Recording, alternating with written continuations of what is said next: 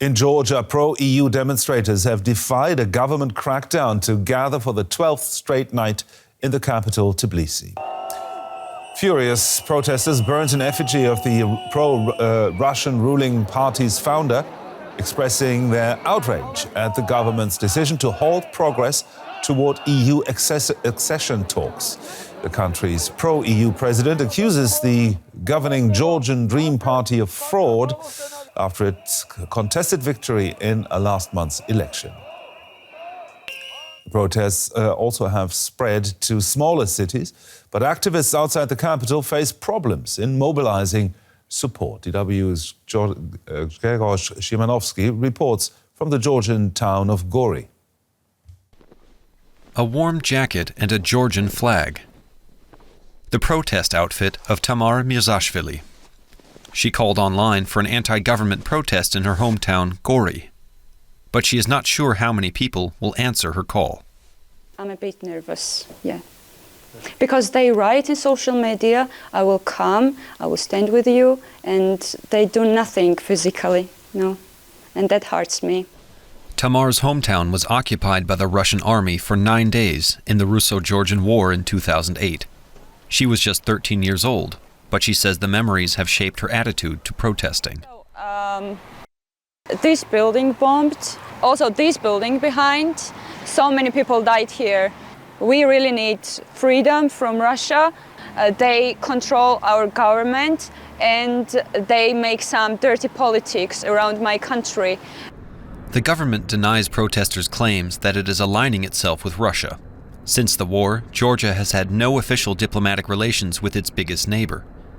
Initially, only a few people turn up in front of the town hall. Tamara turns to social media to mobilize more. We set out to find out more about attitudes in the city.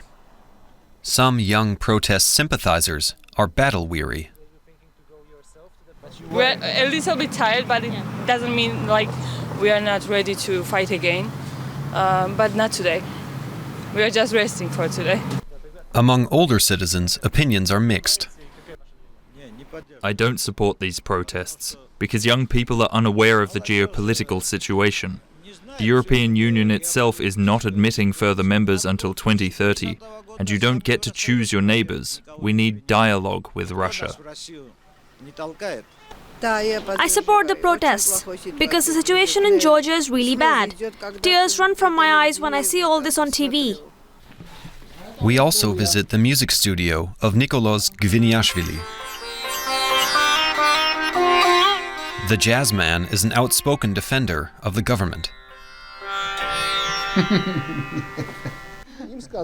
The people protesting have been told that Europe and NATO will save us, but we can see how that ended in Ukraine. He wants Georgia to re-engage with Moscow, despite having lived through the Russian bombing. Many people say, how can you say this? Russians are our enemies and occupiers. But that's exactly the reason why we need to talk. The key to the solution lies in Moscow. As evening falls, more people join Tamar at the protest. The group may be small, but their presence gives her the motivation to keep going.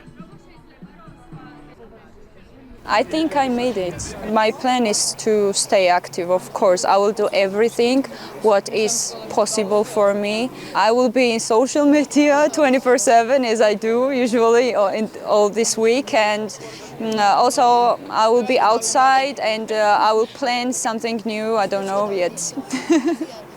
We are working on it. For her, this protest is not yet over.